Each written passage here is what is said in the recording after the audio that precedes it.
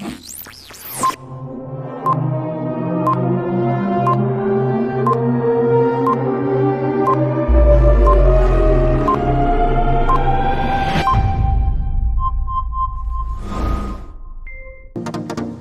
Hoja de Ruta Radio, bienvenidos a una nueva edición de Otras Voces.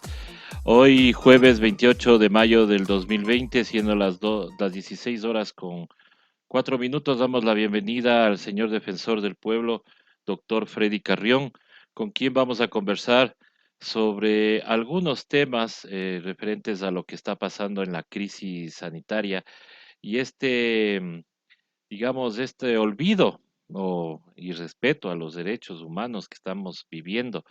Una vez que vemos muchas cosas que están pasando, que nos preocupan, por ejemplo, el tema de los privados de libertad. Aquí Sobre algunos justamente le temas vamos a preguntar, al señor defensor, dándole la bienvenida nuevamente, ¿cómo está el tema de estos 420 privados de la libertad en la cárcel de Ambato, sabiendo que recién la SNAI ha puesto un comunicado indicando que van a agilizar el, el estudio de las carpetas, cuando ya vamos al día 73, creo, de pandemia? Muy buenas tardes, doctor. Buenas tardes, Armando. Muchas gracias por la entrevista. Mire, la situación del país, como usted lo acabó de describir, es bastante difícil y compleja. Compleja porque después de una crisis sanitaria, estamos derivando en una crisis humanitaria. El secretario general de Naciones Unidas, Antonio Guterres, mencionaba de que una de las mayores preocupaciones para el sistema internacional de derechos humanos, de protección de derechos humanos, es que esta crisis sanitaria derive en una crisis humanitaria. Y lo advertía con razón, porque obviamente la crisis sanitaria viene acompañada de medidas sobre políticas públicas que en muchos de los casos son, primero, tardías, ineficaces o extemporáneas, lo que indudablemente agrava la situación, sobre todo de los grupos vulnerables más graves, llamémoslo por decirlo de una manera, como son las personas privadas de libertad. Tomemos en cuenta que a nivel de intramuros, la propagación del COVID-19 es sumamente grave. No es lo mismo que estar fuera, que estar fuera de las cárceles o de los centros de rehabilitación social, que estar al interior con el hacinamiento carcelario que representan todo el sistema de rehabilitación social. Obviamente que la propagación del virus sería completamente masiva, y eso indudablemente generaría una gran alarma y preocupación, tomando en cuenta que al interior de las cárceles uno no puede conservar el distanciamiento social tan necesario como una de las políticas necesarias para prevenir el contagio. De la misma manera, el tema del lavado de manos, la mascarilla, que son mecanismos necesarios para evitar el contagio, en muchas de las cárceles, dado el hacinamiento carcelario, es imposible poderlas conservar. Y a eso añádale el sistema sanitario de salud, que si bien para la sociedad en su conjunto ha resultado ineficaz o sobre todo ha sido colapsado en cuanto a la atención médica, con mayor razón lo va a hacer al interior de los sistemas carcelarios, en donde tenemos un sistema de salud completamente deficitario. Sobre la base de eso, ya la denuncia en la cárcel de Ambato de 418 personas contagiadas llama muchísimo la atención, porque obviamente si estamos hablando de 418 personas contagiadas de un universo aproximado de 600, es decir, estamos hablando del 80% de personas contagiadas, con lo cual es imposible de que se pueda controlar ese tipo de contagio y mucho más, que es la mayor preocupación. Si hablamos de la tasa de letalidad, que está alrededor del 7.15%, eso preocupa muchísimo más, porque estarían alrededor de cerca de los 30 fallecimientos, si consideramos que estamos hablando de 400 personas. Y eso no está reflejado en los datos oficiales del Servicio Nacional de Atención Integral de Personas de adultos infractores. Claro, ahora la cárcel de la Tacunga también ya dio algunos positivos. El día de ayer ya fueron sacados algunos. Preocupa este centro de detención porque obviamente ahí está el ex vicepresidente Jorge Glass. Obviamente la importancia de todos los presos, los privados de libertad. Pero en el caso exclusivo del ex vicepresidente, él tiene medidas cautelares y que no se han cumplido. Esto no va a afectar al Estado, obviamente, luego no va a quedar en un mal predicamento el Estado por no haber cumplido esas medidas cautelares. Bueno, por supuesto, ya lo dijo la alta comisionada de Naciones Unidas, la alta comisionada de los Derechos Humanos de Naciones Unidas, la doctora Michelle Bachelet, cuando se pronunció de que es necesario que los estados asuman algún tipo de beneficios o entreguen beneficios a las personas privadas de libertad respecto a lo que ya la misma ley o el Código Orgánico Integral Penal establece. Si estamos hablando de las personas, si estamos hablando de las personas privadas de la libertad, existen una serie de mecanismos importantes que pueden beneficiar y de esa manera garantizar el derecho a la salud y el derecho a la vida de las personas privadas de libertad. ¿A qué me refiero? Los beneficios penitenciarios, por un lado, amnistías, indultos, que permitan un poco oxigenar, llamémoslo así, oxigenar a los centros de rehabilitación social, evitar el hacinamiento y con ello la propagación irremediable del virus. Sobre lo que usted menciona, por supuesto, la Comisión Interamericana de Derechos Humanos ya se ha pronunciado solicitando que el Estado ecuatoriano adopte medidas cautelares a favor de la integridad, de la vida, del derecho a la salud, obviamente del ex vicepresidente de la República. De parte del SNAI, a cargo de su director general, el general eh, Mundo Moncayo, aún no se han establecido ningún tipo de política que vaya en orden a garantizar, como digo, la protección del derecho a la salud y la vida de las personas privadas de libertad y obviamente de aquellos en que la Comisión Interamericana de Derechos Humanos se ha pronunciado con medidas cautelares. Eso es importante que lo considere el SNAI. Sobre la base de eso se pueda establecer algunas políticas. Como Defensoría del Pueblo, nosotros hemos mandado nuestra petición a la presidenta del organismo técnico de rehabilitación social para que se tome en cuenta la posibilidad de un contagio masivo y sobre la base de eso, qué tipo de medidas se pueden adoptar que vayan por la amnistía, el indulto, los beneficios penitenciarios y de esa manera garantizar la salud de la población carcelaria. Eh, hemos conocido nosotros, de acuerdo a publicación de un portal digital, de que ¿qué le impediría salir libre al señor Jorge Glass? Sería un instructivo de prelibertad que tiene la SNAI. ¿Usted tenía conocimiento de ese instructivo, doctor? Porque nos parece, o sea, parece que ese instructivo es exclusivamente para el caso del ex vicepresidente. La verdad no tenemos conocimiento del instructivo, en el caso particular del vicepresidente, la disposición del SNAI, aún no ha existido un pronunciamiento que tiene que partir indudablemente también del ámbito judicial, pero sobre todo del organismo técnico, que en este caso lo dirige o lo preside la señora Joana Pesantes. Pero no hemos tenido ningún tipo de comunicación respecto a este instructivo al que usted se menciona. Ya hay inclusive presos denominados políticos como los tres de Sucumbíos. Del caso de ellos se ha tratado, señor defensor del pueblo. No, casos particularizados no los hemos abordado por una Ujú. sencilla razón. Aquí el problema fundamental tiene que ver con el conjunto de la población carcelaria. Lo que estamos hablando es de ese 40% de hacinamiento carcelario que presentan los diversos centros de rehabilitación social y que a nivel provincial presentan hasta un 200% de hacinamiento. Esta tiene que ser una medida integral y a nivel general que tenga como finalidad garantizar la salud y la vida, obviamente, de las personas que se encuentran al interior de cada uno de los centros de rehabilitación social. Creo que una de las medidas fundamentales tiene que partir del hecho de los beneficios penitenciarios, acelerar esta medida que obviamente ha sido sometida a trámites burocráticos e inclusive de parte del Consejo de la Judicatura que no se han designado los jueces penitenciarios, por un lado. Por el otro lado, nosotros hemos sugerido como Institución Nacional de Derechos Humanos sobre el mandato de lo que establece los convenios internacionales en esta materia, sobre todo los pronunciamientos de la alta comisionada de derechos humanos, de que se consideren amnistías, procesos de indultos. Las amnistías las tiene que entregar la Asamblea Nacional, los indultos el presidente de la República. Es importante que se consideren aquel tipo de delito por el que se encuentran detenidos y adicionalmente también el nivel de peligrosidad a efectos de poder utilizar estas figuras, independientemente también del llamado que se le ha hecho a la fiscal general del Estado y al Consejo de la Judicatura sobre las prisiones preventivas. Hemos abusado de la prisión preventiva, Estamos hablando que el 33% de las personas que se encuentran en los centros penitenciarios o los centros de rehabilitación social se encuentran con prisión preventiva, es decir, no han sido condenados aún, no tienen una sentencia condenatoria.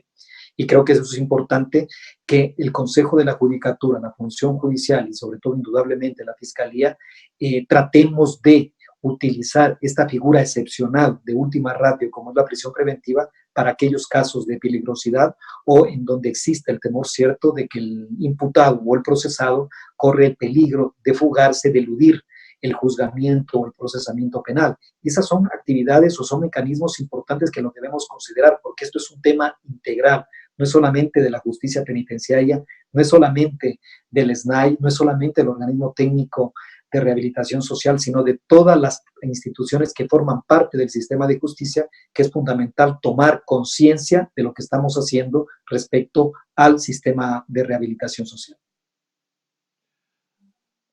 Usted en días anteriores había conversado y había comunicado de que usted cuando estaba haciendo un trámite, pues había recibido amenazas de enjuiciamiento. ¿Cómo está ese tema? ¿Ya han pedido las disculpas correspondientes o en este caso esto continúa? En lo absoluto, es lamentable de que por articular o por presentar una acción de protección, que además lo que estamos haciendo es activar uno de los mecanismos que está establecido en la Constitución, que son los mecanismos de tutela judicial efectiva. La tutela judicial efectiva, como usted conoce, es uno de los derechos fundamentales en cualquier régimen o Estado de Derecho. La Institución Nacional de Derechos Humanos lo que ha hecho es activar a la justicia para que sea la justicia la que se pronuncie. Pero lamentablemente, ciertos abogados de funciones públicas como el Ministerio de Gobierno, Cancillería, Procuraduría o incluso la propia Presidencia de la República pretenden de que la justicia sea solamente para el Estado, solamente para el gobierno. Y aquel que intenta activar los mecanismos de tutela judicial efectiva para que sea un juez en derecho el que resuelva sobre una situación controversial, se amenaza con enjuiciamientos penales por perjurio. Nosotros hemos puesto tanto al Consejo de la Judicatura, pero sobre todo a la propia Presidencia de la República, nuestro llamado de atención. No se puede intimidar a los defensores y defensoras de derechos humanos, bajo ningún punto de vista, porque lo que estamos haciendo es cumpliendo con nuestro trabajo, con nuestro rol, que es defender los derechos de las personas, en este caso de los ecuatorianos que se encuentran en el extranjero completamente indefensos, que no han tenido protección de parte del Estado ecuatoriano para retornar a suelo ecuatoriano. Eso es importante determinarlo, por eso es nuestro llamado de atención y también nuestra comunicación al Sistema Interamericano de Derechos Humanos para que realice las observaciones, el seguimiento respectivo a cómo un gobierno se está comportando con instituciones públicas que cumplen con su trabajo, que es velar por la protección y defensa de los derechos humanos. Que es lo que obviamente la Defensoría del Pueblo hace. Usted hizo también un comunicado exigiendo la intervención inmediata ante posibles contagios masivos de COVID-19 en la nacionalidad Siecopay Secoya. ¿Qué respuesta ha tenido usted ante esta exigencia, señor defensor? Lamentablemente, como algunos de nuestros pronunciamientos, lamentablemente el gobierno no escucha, no pretende darnos respuesta. Lo que hace la Institución Nacional de Derechos Humanos es alertar al gobierno ecuatoriano sobre ciertas situaciones que claramente van a constituir vulneraciones de derechos humanos. La nacionalidad Secopay, Secoya es una nacionalidad, un pueblo, pueblo aborigen, originario, un pueblo originario que obviamente requiere la protección del Estado dada su particular condición. Esto ha sido objeto de tratados y convenios internacionales de protección de los derechos de los pueblos y nacionalidades indígenas. Y es importante que el Estado ecuatoriano tome conciencia de que son objeto de protección especial los pueblos y nacionalidades indígenas, muchos más, como la nacionalidad Siecopay y Secoya. Es fundamental que el COE nacional, pero sobre todo los COEs cantonales de los municipios de Xuxufindi y de Cuyabeno, tengan un protocolo de cómo intervenir en los pueblos originarios y de esa manera también atender. Sabemos que hay casos ya de contagios de coronavirus, del COVID-19. No esperemos a que empiecen a alertarse sobre los posibles fallecimientos, sino que podamos tener una política preventiva de atención médica que permita, como digo, garantizar el derecho a la salud de estas poblaciones y pueblos originarios. Sí, lastimosamente, como en el caso de los PPLs, pues obviamente esperan que primero pase para que empiezan a reaccionar, ¿no? Y ese es el problema que tenemos en este momento en el país. Doctor, se ha vulnerado todo tipo de derechos en el país. El derecho al trabajo, por ejemplo, hoy tenemos la información de que se está preparando la notificación de 234 funcionarios de Petroamazonas, eh, y esto sigue, o sea, ¿qué hacer ante tanta vulneración de derechos? Porque es derecho a la salud, derecho al trabajo, el derecho a la vida en el caso de los PPLs, se ha violado toda norma. ¿Qué hacer? A dónde más acudir, señor defensor del pueblo? Sí, entiendo, César, entiendo su preocupación. Ha sido una constante de la preocupación que ha mantenido la Defensoría del Pueblo. Lamentablemente, lo que decía el secretario que hace un momento yo le refería, el secretario general de Naciones Unidas, cuando alertaba de que una crisis sanitaria puede derivar en una crisis humanitaria, pues ese es el caso ecuatoriano. Yo sin lugar a dudas lo califico como tal. Medidas económicas que lo único que tienden a través de proyectos de ley que implican regresividad en derechos, lo único que tratan es de sumir en una mayor desesperación, pero sobre todo en una mayor afectación de derechos, en este caso de los trabajadores. No solamente los derechos a los trabajadores en el sector público, en el sector privado. Estas medidas económicas no reactivan la economía. Cuando estamos hablando de procesos o de emergencias como la que vive el Ecuador, tan difíciles y graves de solventar, de sobrellevar, en donde ha costado tantas y miles de muertes, y adicionalmente la desesperación, frustración, decepción de las personas que se encuentran en confinamiento, en el aislamiento preventivo obligatorio, que no saben si van a regresar y todavía no encontrarán su puesto de trabajo.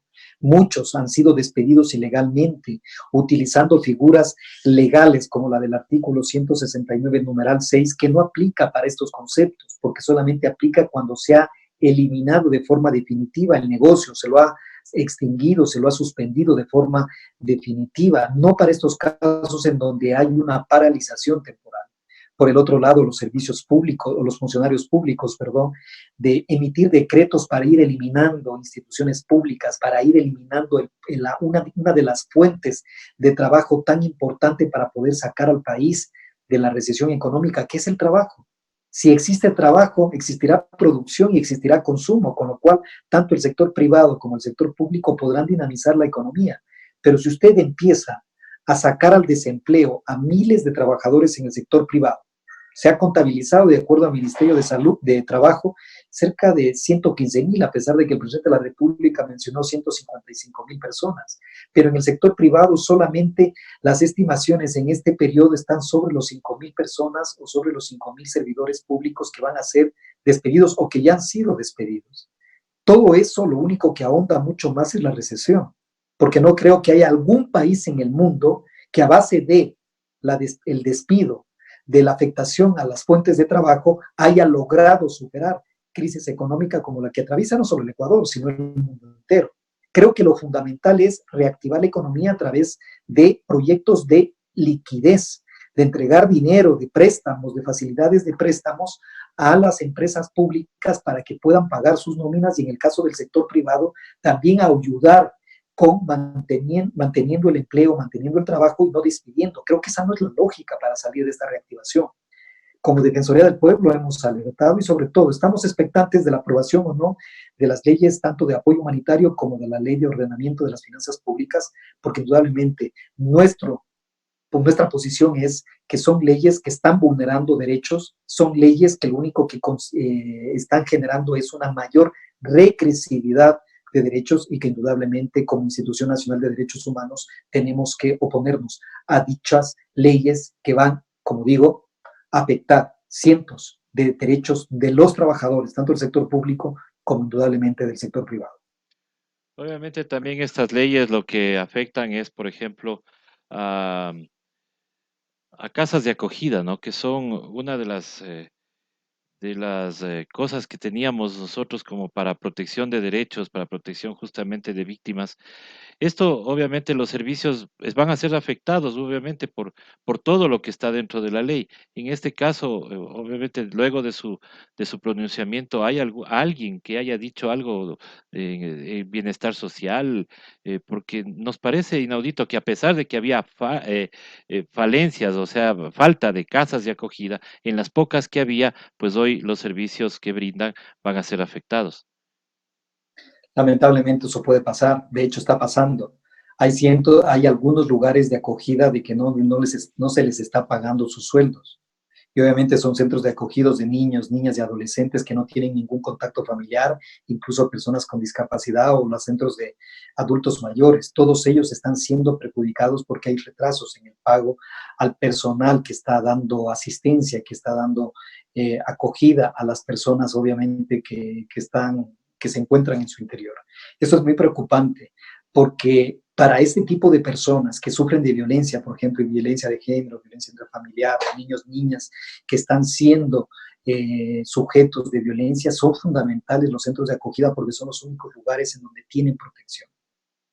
Nuestra alerta ha sido al Ministerio de Inclusión Económica y Social de que no se puede permitir la afectación de estos centros de acogida, de que sobre la base de cualquier tipo de priorización de los recursos del gasto público se tiene que priorizar a los centros de acogida. De lo contrario, no existirá Estado que justifique la vulneración permanente de derechos humanos. Si estamos ante un Estado que hay vulneraciones de los derechos, del trabajo, del derecho a la salud, del derecho a la educación, del derecho también de las personas que necesitan estos centros de acogida, cuál es la legitimidad del Estado como tal. Creo que es importante que reflexionemos y pensemos que no todo se reduce al aspecto económico respecto de pagar deuda externa, de cumplir con los compromisos internacionales, sino que indudablemente un aspecto fundamental es que el ser humano pueda tener una vida digna.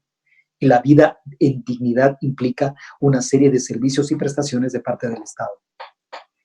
Exactamente, es lo único que se pide, ¿no? Que el Estado, pues obviamente, dé protección a todos sus ciudadanos y eso es lo que estamos viendo que no existe en esta crisis sanitaria.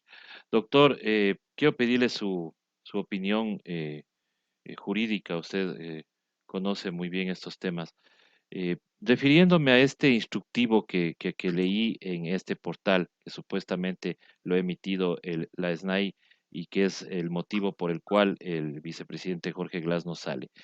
¿Es posible que haya controversia entre el código penal anterior y el código y el COIF ahora y que por ese tema exclusivamente de de la reducción de penas eh, se tenga que acudir a eso para no dejar que tenga una medida cautelar diferente o lo que sea, o una prelibertad, no sé, el señor ex vicepresidente?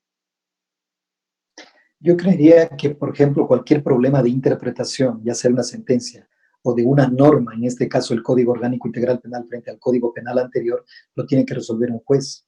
En este caso es fundamental. Si existen problemas respecto de la aplicación del Código Penal anterior o el Código Orgánico Integral Penal respecto a los beneficios carcelarios, pues indudablemente para eso está un juez penitenciario e inclusive el propio tribunal penal que llegó a emitir la sentencia, que tiene que tener la aclaración respectiva a efectos de poder salvaguardar y garantizar los derechos del debido proceso. En este caso es fundamental. Los derechos al debido proceso son derechos constitucionales, son derechos fundamentales que se encuentran reconocidos en tratados e instrumentos internacionales de protección de derechos humanos. Por ende, no pueden estar sujetos a una decisión administrativa. Estos tienen que estar sujetos a una resolución judicial en el caso de que existan dudas respecto de su aplicación o interpretación. Ahí sí cabe, indudablemente, que sea un juez el que se pronuncie respecto de qué tipo de pena cabe o qué tipo de beneficios penitenciarios cabe si existiera la duda al respecto de cuál de los dos códigos se aplica. Para eso están inclusive los jueces penitenciarios a quienes se les solicitan que se apliquen cada uno los beneficios que establece el Código Orgánico Integral Penal y de acuerdo al tipo penal y a la fecha en que se haya cometido el delito también aplicar con el Código Penal anterior. Pero eso es fundamental. Aquí es una tarea también de la función judicial pronunciarse al respecto. Exactamente. Doctor, queremos agradecerle siempre su predisposición a estar con nosotros aquí en Hoja de Ruta. Su mensaje final a la ciudadanía y a quienes nos escuchan, doctor. Primero, muchísimas gracias por la invitación, César. Sobre todo, mi mensaje siempre va orientado a que vamos a salir de esta. Es una grave crisis que ha afectado al Ecuador y al mundo entero, pero que indudablemente la solidaridad debe imponerse en estos momentos tan difíciles y críticos para la mayoría de la población ecuatoriana, para aquellas personas de escasos recursos económicos o aquellas personas que han perdido su empleo o su trabajo, pues darles mi abrazo solidario y sobre todo de que la Institución Nacional de Derechos Humanos se encuentra presente, vigilante de que se cumplan con sus derechos y que obviamente el Estado ecuatoriano cumpla con una de sus obligaciones fundamentales, garantizar el bienestar, garantizar la dignidad del ser humano y eso involucra obviamente garantizar todos sus derechos, los que se encuentran establecidos en la Constitución. Mis palabras de aliento, sobre todo, de que vamos a salir más fortalecidos. La resiliencia es uno de los conceptos tan importantes que se aplican en estos contextos tan difíciles, en donde nos permite sacar fuerzas de flaqueza, pero sobre todo aprender de las difíciles circunstancias que ha atravesado el Ecuador y de esas convertirlas en aspectos positivos, en aprendizaje positivo que nos permita superar, como digo, que nos permita superar con fortaleza, con decisión, estos difíciles momentos por los que atraviesa el Ecuador. Muchísimas gracias, doctor Freddy Carrión, defensor del pueblo, a quien le expresamos también nuestro respaldo siempre en todo lo que está usted realizando en defensa de los derechos humanos. Muchísimas gracias a todas las personas que se comunicaron y que mandaron sus mensajes. Gracias. Nosotros estaremos regresando en la noche. 20 horas y estaremos con el editorial Ciudadanía en Resistencia. Con los demás, hasta pronto. Muchísimas gracias. Ahora, gracias.